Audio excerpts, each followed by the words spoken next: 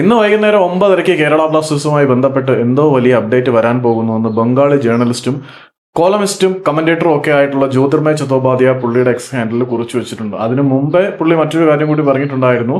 ഇന്ന് ഉച്ചയ്ക്ക് ശേഷം പുള്ളിയുടെ ട്വീറ്റ് ഇങ്ങനെ ആയിരുന്നു: ഇത്തവണ ഇന്ത്യൻ സൂപ്പർ ലീഗിൽ കേരള ബ്ലാസ്റ്റേഴ്സും മോഹൻ ബഗാനും ഈസ്റ്റ് ബംഗാളും അല്ലാതെ വേറെ ഒരു ടീമും 6 വിദേശ താരങ്ങളെ സൈൻ ചെയ്യുന്നില്ല എന്ന്. ബംഗാളി ജേർണലിസ്റ്റ് ആയതുകൊണ്ട് തന്നെ പുള്ളിക്ക് മോഹൻ ബഗാന്റെയും ഈസ്റ്റ് ബംഗാളിന്റെയും കാര്യങ്ങൾ അറിയായിരിക്കും. അതുകൊണ്ട് 6 വിദേശ താരങ്ങളെ അവർ സൈൻ ചെയ്യുന്നു എന്ന് പുള്ളിക്ക് അറിയാം. വേറെ ഒരു ടീമും 6 വിദേശ താരങ്ങളെ സൈൻ ചെയ്യുന്നില്ല എന്ന് പുള്ളി എങ്ങനെ മനസ്സിലാക്കി എന്നതിനെ കുറിച്ച് വ്യക്തമായ ധാരണയില്ല. കേരള ബ്ലാസ്റ്റേഴ്സ് എങ്ങനെ 6 വിദേശ താരങ്ങളെ സൈൻ ചെയ്യും എന്ന് പുള്ളി ഉറപ്പിച്ച് പറഞ്ഞു എന്നതിനെ കുറിച്ച് നമുക്ക് വ്യക്തമായ ധാരണയില്ല. ഒരുപക്ഷെ 6ഓളം താരങ്ങളുമായി കേരള ബ്ലാസ്റ്റേഴ്സ് വെർബൽ അഗ്രിമെന്റിൽ എത്തിയതായി ജ്യോതിർമയ ചതോപാധ്യായയ്ക്ക് അറിവുണ്ടായിരിക്കാം. ആ പോസ്റ്റിന് ശേഷമാണ് പുള്ളി 3 ക്ലബ്ബുകളെ കുറിച്ചും ചില വാർത്തകൾ പുറത്തേക്ക് വിടും എന്ന് പറഞ്ഞത്.